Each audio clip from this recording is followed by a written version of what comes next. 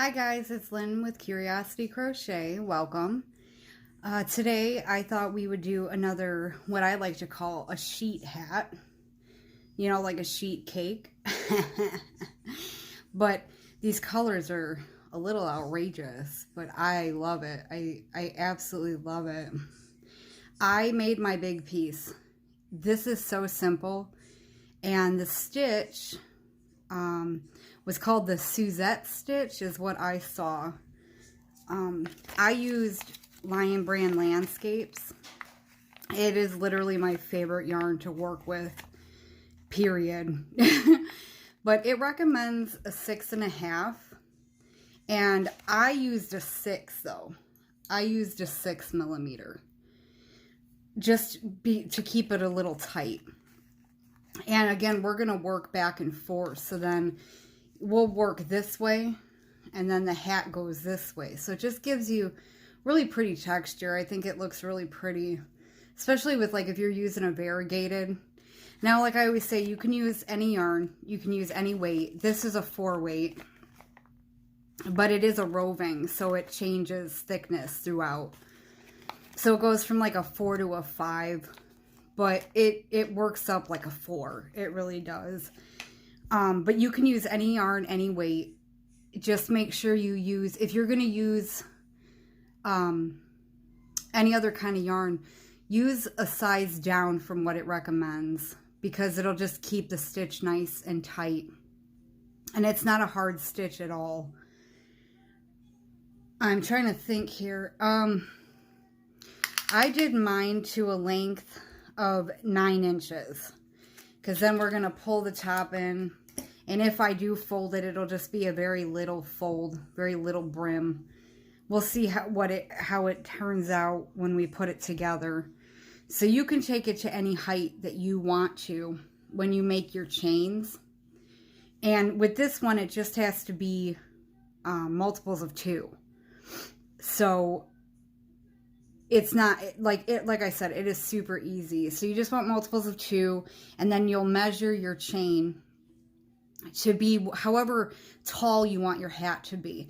And take into account, we're going to pull this top in just a little bit. It's only going to take in about, you know, an inch of what it is. So this will end up being about 8 inches tall. So if you want it shorter without a brim, just bring it down to an acceptable length that it'll fit over the ears or whatnot.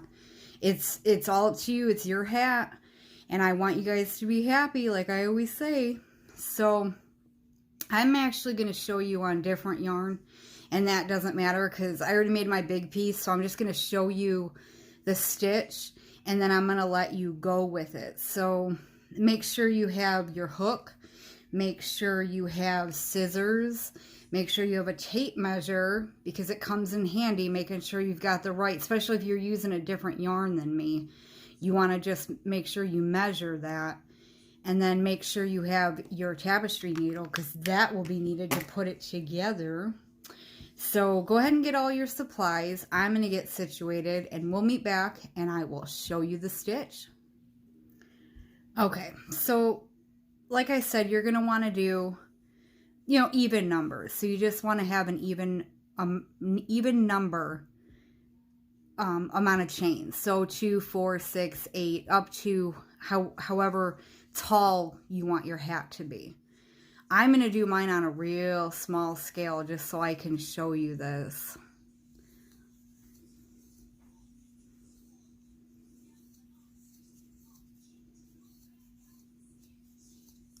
So I'm just going to do 12 so I can show you the stitch. And then once I show you the stitch, you're just going to work it back and forth until you get the diameter that you want it to, whose ever head you want it to fit around. I always say that an average size is 18 to 20. If it's a larger head, 20 to 22. If it's a smallish head, I would do 17, you know, like maybe a teen or a preteen. When you start getting into the sizes below that, you're going into child sizes, and I'm not an expert at the child sizes because I don't really make children's hats, but I know that like 15, 16 is like an 8-year-old because I've made some ear warmers. So I would say between 15 and 16 is a good measurement for like elementary age kids. So that's what you're going to do after I show you the stitch. You're just going to work it back and forth until you get to the diameter that you need it to be. So let's jump into the stitch. Who wants to make a hat? Let's make a hat. So what you're going to do to start this is you're going to skip this first chain. And in the second chain, you're going to go in there and you're going to single crochet. In the same stitch, you're going to do a double crochet. Now we're going to skip one stitch, and in the next, we're going to repeat that. We're going to do a single crochet and a double crochet. Skip one stitch, single crochet, double crochet. Both in that same stitch. Then you're going to skip a stitch, single crochet, double crochet. I told you this was going to be really easy. Skip a stitch, single, double. Both right there in the same stitch. Now we're going to skip one, and then this last stitch here, we're just going to do a single. So you're always going to end your row with a single crochet on every row. Now we're going to chain one, and we're going to turn our work.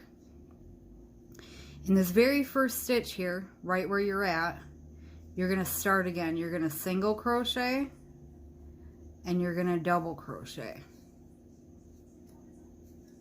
Well, you're going to skip one, and you're going to single and double. Now I'm going to show you something. When you skip this one, you're always going to be working in your single crochets from the previous row. So essentially you're skipping your double crochet and you're going into the single and doing your single and your double. Skip one, and there's that single crochet, single, double. Skip that double crochet, and right there in your single crochet, we're going to single and we're going to double. And then when you come down to the end, you're going to single crochet by itself. Chain one, and then that's it. You just repeat that over and over again till you get your diameter of whoever you're making it for. Now, like I said, if you're using variegated, it'll turn out real pretty because the colors change, and this one is made for variegated. It just, the texture, I'm telling you, is just gorgeous. And even in this yarn, you can see it. It's just such a pretty stitch, and it's so simple. So go ahead and get your diameter length done, and then we'll meet back, and we're gonna put this together, and we're gonna cinch up the top, and then we're gonna have a hat. This one's gonna go real quick, and you're gonna be like, wow, I'm done already. So I'll meet you guys back, and we'll get a hat put together. All right, guys, once you got your length done, now I just want to measure mine real quick and see where I got, because I don't remember. I put this stuff together, and I have multiple projects going, and I do these ones like this. So this one I brought to about 16.5 inches, because this material is very stretchy, very. So if you are using landscapes, or even if you're using another material that's real stretchy, you could always wrap it around your head and see where it's at, because you always want it to start a little tight so that there's room for it to stretch, because every hat is going to stretch. The more they wear it, the more it's going to stretch. So if you don't start out a little tight, it's just going to be stretched out and they're not going to be able to wear it anymore. So, and then I also wanted to show you that these skeins only have 147 yards in them. And this is what I have left, which is plenty for me to put this together and cinch it up. And I think that's perfect. And that's why I tend to like to do hats like this, because you don't need as much material, you don't need as much yarn for them. So this is a nice, easy one. You could make a bunch of these. So now what we're going to do is we are going to put it together first. So we're going to fold it in half so that our working yarn is up here. Let me get in a camera here. I almost said focus. But you want it up here in the right hand side. I'm going to put this on this side. And you still want to chain your one. And then let me untwist this here. So you still want that chain one. And we're going to go in to this very first stitch on this side. And then we're going to find, well, that looked like it was coming undone. But you're going to find your very first stitch on this side. And you're going to insert your hook. And then we're going to slip stitch the sides together. So now we're going to go into the next stitch, and then we're going to find the next stitch on the other side. Well, that's a tight one. And we're going to slip stitch. And that's what we're going to do all the way down. We're just going to go into one on one side, one on the other. Just try to make sure they're matching up on each side here. And for some reason, my stitches are really something else on the other side. Well, try not to pull the yarn through. Wow. We're doing all right here, though. So, yeah, you're going to go into one on one side, find the one on the other, and just bring them together. And I know the reason is because we skipped one stitch on that bottom row. So one is a skipped stitch, so it's going to be a little harder to get into. I just thought of that. It just came to me. So if you don't want to try and fight that, you could just go in the gap. It's still going to do the same thing. It's still going to bring them together. So yeah, just go ahead and slip stitch this together across the entire thing. And then we will meet up and we will cinch the top shut. I'll meet you back.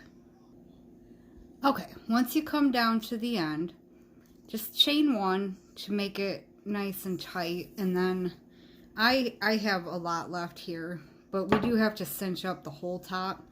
So I want to make sure I have enough here. So I'm going to pull a long strand here. I might just pull this. Well, this is kind of extreme, I guess. So I'm going to pull this through and I'm going to cut that. And we're not going to turn it right side out just yet. We're going to cinch it up this way with where we worked it on the outside here. And we are going to thread up our tapestry needle, and we are going to come to the top here, and right where we ended, we're going to go in and out of these rows. So we're going to go in here and come out the next, and we're going to pull that long strand. Now, we're going to jump right to the next. We're not going to go back in where we came out. We're going to go to the next and go around and come back out. And we're going to do this all the way around. Just going in and out of each row until we've got it pulled together. So again, you're going to go in here and you're gonna come out around, basically around that stitch. And you can pull it tight as you go along. Especially if it's nice soft yarn like this, it'll just kind of do it for you. I just want to show you guys a few more times and then I'll let you run. So you go in and come around and come out the next. So basically just, you know, in and out of the holes, but don't go back in where you came out or else you'll undo what you just did. So I'll show you one more time here. You go in this side here. So right here you go in and then you come up through the next one. So you're going around this here, the stitch from that row. So go ahead and do that all the way around. We'll meet back up and we will cinch it tight. I'll meet you back. Okay, once you get all the way around, we're going to pull this as tight as we can without breaking our yarn, obviously. And it's going to look like there's a gap, but once we go, because see, like it comes together, and once we go across a couple times like this, so you're going to come in, let me get up here. You're going to come in and get across this big bunch here, and you're going to pull that tight. See how it pulls it together? Now, opposite of that, we're going to turn it a little bit and we're going to come in this side here and we're going to go across.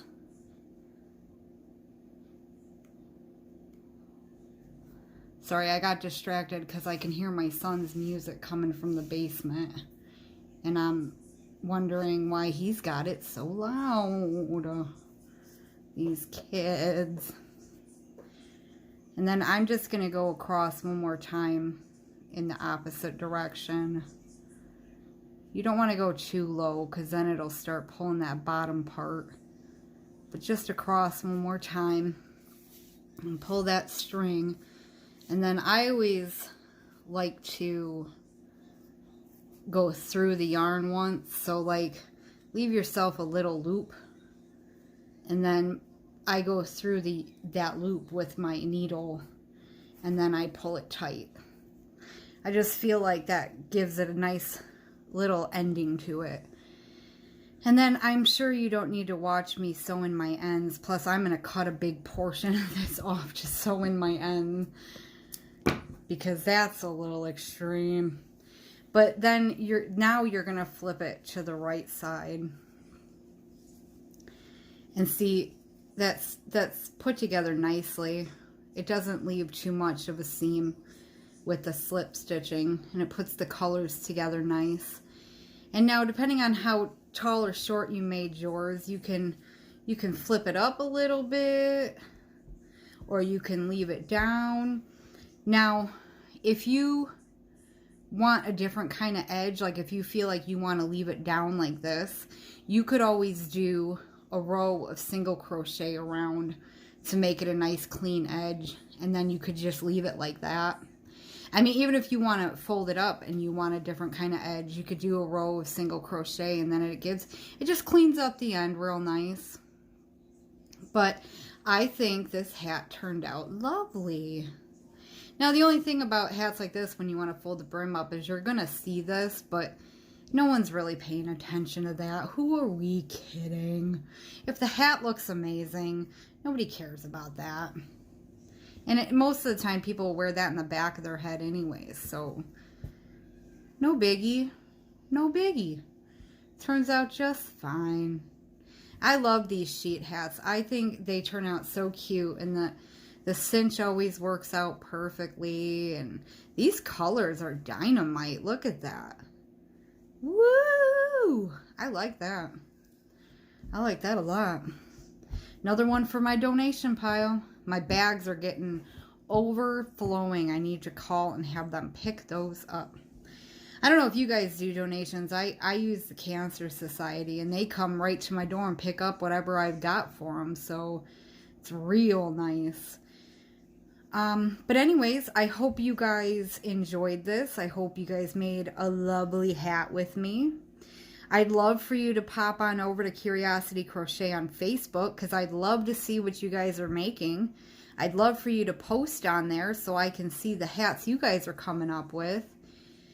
Don't forget to subscribe. Little button right below on your right says subscribe. Now, you do have to be signed into YouTube, usually through your Google account, and it'll let you subscribe. And there's a little bell that you can click on, and will notify you when I have new videos, which is really a plus too.